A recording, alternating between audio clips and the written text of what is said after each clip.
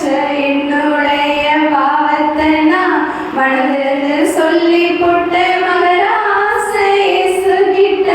மனசுக்குள்ள மறைச்சு வச்ச என்னுடைய பாவத்தை நான் மனதிலிருந்து